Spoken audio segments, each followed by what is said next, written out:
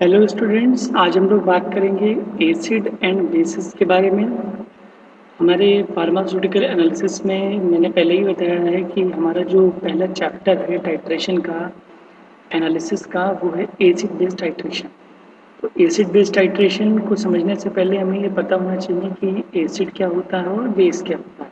ठीक है, acid based titration को न्यूट्रलाइजेशन टाइट्रेशन या रिएक्शन के नाम से भी जाना जाता है। ठीक है, तो बेसिकली एसिड बेस्ड टाइट्रेशन में होता क्या है, एसिड और बेस की रिएक्शन होती है। ठीक है, एसिड और बेस की जब रिएक्शन होती है तो क्या फॉर्मेशन होता है, तो सॉल्ट का फॉर्मेशन होता है।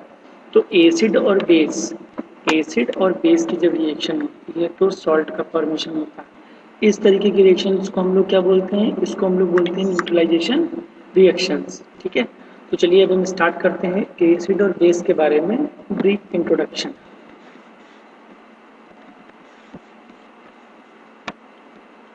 तो these are the common household acids जिनको हम लोग अपने घर में भी यूज़ करते हैं, जैसे लैक्टिक एसिड है, citric acid. Citric acid is mainly found in citrus fruits like lemon, orange. ठीक, स्टेरिक एसिड को हम लोग सोप में यूज़ करते हैं या सोप में स्टेरिक एसिड होता है। ठीक है, इसी तरीके से एसिटिल सैलिसिलिक एसिड के बारे में सभी को पता है, एस्पिरिन की गोली सभी लोग खाते हैं। ठीक है, तो एस्पिरिन क्या है, acetyl salicylic acid, this is also known as a acid. इस तरीके से एथेनोइक एसिड ये क्या होता है, ये होता है विनेगर, जिसको हम लोग घर में जनरली यूज़ करते हैं, जिसको सिरका भी बोलते हैं। Okay, these are the common laboratory acids such as hydrochloric acid, nitric acid, sulfuric acid, phosphoric acid। ये इसके फार्मूले लिखे हुए हैं। हाइड्रोक्लोरिक एसिड का फार्मूला होता है HCl, नाइट्रिक एसिड का HNO3, सल्फ्यूरिक एसिड का H2SO4, फास्फोरिक एसिड का H3PO4। ठीक है, तो बेसिकली जो कॉमन लेबोरेटरी एसिड्स हैं हमें उनके बारे में पता होना चाहिए विद उनके फार्मूले के साथ। ओके, अब इसके बाद जब हम लोग बात करते हैं एसिड की, तो बेसिकली एसिड और बेस को एक्सप्लेन करने के लिए चार तरीके की थ्योरी हमारे पास है। ठीक है, जो मेन थ्योरी है वो है चार थ्योरी। ठीक है, four theories are proposed to explain acid and base concept. तो जो फोर थ्योरी प्रपोज्ड है उसमें से जो पहली थ्योरी है वो है आर्हेनियस थ्योरी ऑफ एसिड और बेस। तो आर्हेनियस के बाद फिर दूसरी थ्योरी है Bronsted Lowry concept of acid and base, और उसके बाद जो है वो है Lewis concept of acid and base. इसके बाद एक और थ्योरी आई एसिड और बेस को एक्सप्लेन करने के लिए, जिसको हम लोग बोलते हैं Lux Flood concept of acid and base. तो जो सबसे पुरानी और सबसे पहली थ्योरी है एसिड और बेस को एक्सप्लेन करने के लिए, वो आर्हेनियस थ्योरी ऑफ एसिड। तो आर्हेनियस थ्योरी ऑफ एसिड में क्या है, Arrhenius was a Swedish chemist put forward a theory of acids in the 1880s. He stated that an acid is a substance that dissociates in water to form H plus ions. Arrhenius एक Swedish chemist थे, उन्होंने 1880 के समय में ये theory proposed करी या प्रतिपादित की। इस थ्योरी के अनुसार एसिड एक ऐसे सब्सटेंस होते हैं जो वाटर में जब डिसोसिएट होने पर H प्लस आयन देते हैं। ठीक है, यानी कि जब एसिड वाटर के साथ रिएक्ट करेंगे या वाटर में जब डिसोसिएट होंगे तो वो क्या करेंगे, डिसोसिएट होने के बाद H प्लस आयन देंगे। तो जो H plus ion they upon dissociation in water, ऐसे सब्सटेंसेस को हम लोग क्या बोलते हैं, एसिड बोलते हैं। ठीक है, जैसे जैसे when HCl is added to water, जब HCl को हम लोग वाटर में ऐड करते हैं तो HCl का जो डिसोसिएशन होता है वो होता है H plus plus Cl minus में। ठीक है, इसी तरीके से अगर हम इसको एक जनरल फॉर्म में लिखें तो इसका मतलब ये हुआ A फॉर एसिड। तो जब इसका डिसोसिएशन होगा तो ये डिसोसिएट होगा किसमें, H plus plus A minus में। ठीक है, तो ये अगर आर्हेनियस थ्योरी को आपको समझना है तो आपको इतना ध्यान रखो कि एसिड एक ऐसे सब्सटेंस होते हैं जो वाटर में डिसोसिएट होने पर H प्लस आयन देते हैं, जैसे HCl H plus Cl minus upon dissociation in water. Okay, तो HCl and HNO3 are monobasic acids as they donate one H plus ion. H2SO4 is a dibasic acid as it donates 2 H plus ions. H2SO4 2H plus plus SO4 2 minus. H3PO4 is a tribasic acid as it donates 3H+ ions. तो जैसा कि हमें ये पता है कि H+ ion जो देते हैं वाटर में डिसोसिएशन होने पर, उनको हम लोग आर्सेनियस एसिड के नाम से जानते हैं। तो अब होता क्या है कि जो H+ देने की जो कैपेसिटी है, उसके बिहार पर एसिड्स को 2-3 भागों में डिवाइड करते हैं। जैसे मोनोबेसिक है कि डाई बेसिक है कि ट्राई बेसिक है। तो अगर वो मोनोबेसिक होगा तो वो एक ही H+ आयन को डोनेट करेगा। अगर वो डाई बेसिक होगा तो वो 2H+ आयन्स को डोनेट करेगा। और अगर वो ट्राई बेसिक होगा तो वो 3H+ आयन्स को डोनेट करेगा। ठीक है। मोनोबेसिक का सबसे अच्छा एग्जांपल है HCl और HNO।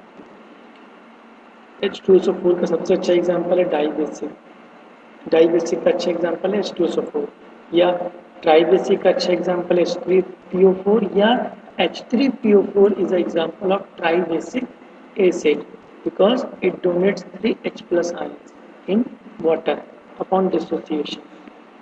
ठीक है। इसी तरीके से अगर हम एसिड को स्ट्रॉन्ग और वीक एसिड के कंपैरिजन में अगर हम देखें, तो स्ट्रॉन्ग एसिड वो एसिड होते हैं विच डिसोसिएट्स फुल्ली इन वाटर, जो कंप्लीटली डिसोसिएट हो जाते हैं वाटर को। ऐसे एसिड जो होते हैं वो स्ट्रॉन्ग एसिड होते हैं। ठीक है। और वीक एसिड क्या होते हैं? A weak acid is one which does not fully dissociate in water. यानी कि अगर हम एसिड को अगर हम स्ट्रॉन्ग और वीक में अगर हम डिफ्रेंशिएट करें, तो स्ट्रॉन्ग एसिड कौन होंगे? जो वाटर में कंप्लीटली डिसोसिएट हो जाते हैं। और वीक एसिड कौन होंगे? जो does not fully dissociates in water. ठीक है। एग्जाम्पल में अगर हम स्ट्रॉन्ग एसिड को अगर हम देखें तो वो HCl है, H2SO4 है, HNO3 है। ठीक है। और अगर वीक एसिड की अगर हम बात करें तो वो एथेनोइक एसिड या CH3COOH, वो एसिटिक एसिड के नाम से भी जानते हैं। ठीक है। तो देखो यहाँ पर अगर इसका डिसोसिएशन हो रहा है तो HCl + H2O, तो H3O + Cl माइनस। तो यहाँ पर जो HCl है इसका कंप्लीट डिसोसिएशन हो रहा है। ठीक है। लेकिन अगर हम CH3COOH को देखें तो यहाँ पर कंप्लीट डिसोसिएशन नहीं हो रहा है। ठीक है।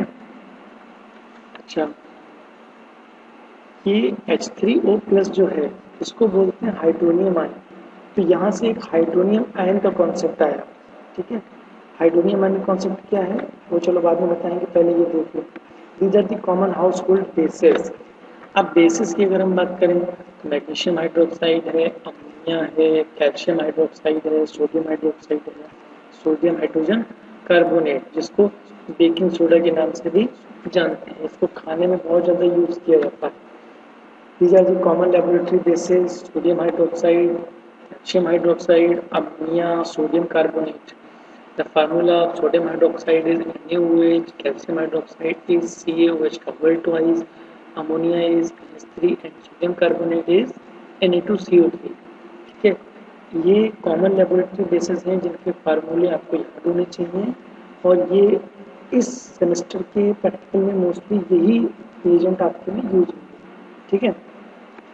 अब इसके बाद अगर हम बात करें आर्हेनियस थ्योरी ऑफ बेसिस की, तो आर्हेनियस ने एसिड के बारे में तो हमें ये बताया कि acid is a substance that gives H+ ions. उसी तरीके से बेस के बारे में ये बताया कि a substance that dissociates in water to produce OH- ions या OH नेगेटिव आयंस। मतलब जो H+ आयंस देते हैं वो एसिड होते हैं, और जो OH- आयंस देते हैं वो बेस होते हैं। ठीक है। For example when NaOH is added to water, जब NaOH हम वाटर में ऐड करते हैं तो क्या होता है? डिसोसिएशन होता है। डिसोसिएशन होने पर Na+ अलग हो जाता है, OH- अलग हो जाता है। तो ये जो OH- अलग हो रहा है, तो इसका मतलब ये हुआ कि NaOH क्या है? बेस है। क्यों? क्योंकि NaOH जो है वो वाटर में डिसोसिएट होने पर OH- आयंस दे रहा है। ठीक है। अब अगर हम इसी की जनरल इक्वेशन अगर हम निकालें तो XOH dissociates in water gives X plus OH minus। ठीक है। तो this is Arrhenius theory of base. इसी तरीके से अगर हम स्ट्रॉन्ग बेस और वीक बेस की अगर हम बात करें, जैसा कि हमने स्ट्रॉन्ग एसिड और वीक एसिड के रिगार्डिंग हमने बात की थी, तो a strong base is one which dissociates fully in water. और वीक बेस क्या होता है? A weak base is one which does not fully dissociate in water. मतलब स्ट्रॉन्ग बेस वाटर में कंप्लीटली डिसोसिएट हो जाता है। ठीक है। वीक बेस कंप्लीटली डिसोसिएट नहीं होता है। जैसे NaOH का वाटर में कंप्लीट डिसोसिएशन हो रहा है, जहाँ मैग्नीशियम हाइड्रोक्साइड का कंप्लीट डिसोसिएशन नहीं होता है। ठीक है, इसीलिए इसको हम लोग वीक बेस के नाम से भी जानते हैं। अब अगर हम यहाँ पर बात करें कंबाइनिंग HAA, HA क्या है, ये एसिड के लिए है, ये H प्लस देता है और ये निगेटिव। ठीक है, इसी तरीके से XOH ये बेस के लिए इक्वेशन है, तो इसमें क्या होता है, X प्लस अलग होता है और OH माइनस अलग होता है। ठीक है, तो अब अगर हम यहाँ पर HA और XOH यानी कि एसिड और बेस की अगर हम रिएक्शन कराएं तो हमें क्या मिलेगा, AX क्या है, सॉल्ट, A एसिड और B बेस क्या है, AX is equal to salt बन गया प्लस H2O, H प्लस जो एसिड से हमें मिला और OH माइनस जो हमें बेस से मिला, साथ में H2O निकल गया। इस रिएक्शन को हम लोग बोलते हैं न्यूट्रलाइजेशन रिएक्शन। ठीक है, न्यूट्रलाइजेशन रिएक्शंस क्या होती है, एसिड और बेस की रिएक्शन होती है, सॉल्ट का फॉर्मेशन होता है और वाटर का फॉर्मेशन होता है। Okay, next, there are various limitations of Arrhenius theory such as the acids and bases must be aqueous solution. Actually जो Arrhenius theory है वो टोटली बेस्ड है aqueous solution पर। ठीक है, ये किसी भी कंपाउंड के एसिड और बेस कैरेक्टर के बारे में तभी बताएगी जब वो aqueous solution में होंगे, यानी कि वो वाटर में होंगे। ठीक है, यही इसका सबसे बड़ा ड्रॉबैक है, this prevents the use of other solvents. और किसी सॉल्वेंट में अगर कोई डिसोसिएट हो रहा है तो ये उसके बारे में नहीं बताती। ठीक है, not all acid base reactions are in solution like ammonia gas and hydrogen chloride gas produce ammonium chloride. According to Arrhenius, the salt produced should not be acidic or basic. This is not always the case. For example, in the above reaction, ammonium chloride is slightly acid. Okay. Then इसके बाद hydronium ion का concept अगर आता है तो hydronium ion के concept में हमने बात करी थी, Arrhenius thought that an acid gives off H plus ion in solution. H plus ions क्या होते हैं, ये प्रोटॉन होते हैं जो इंडिपेंडेंटली एग्जिस्ट नहीं कर सकते। So when the acid dissociates, the H plus ions react with water molecules. तो जब H plus ions क्या होते हैं, जब डिसोसिएट होता है तो जो H plus ion बनता है, जब एसिड डिसोसिएट होगा तो H plus ions का फॉर्मेशन होगा। ये H plus ions क्या करते हैं, वाटर के साथ कंबाइन होते हैं या रिएक्ट करते हैं और H3O plus का फॉर्मेशन करते हैं। ये जो H3O plus होता है इसको हम लोग बोलते हैं हाइड्रोनियम आयन। तो this is the another limited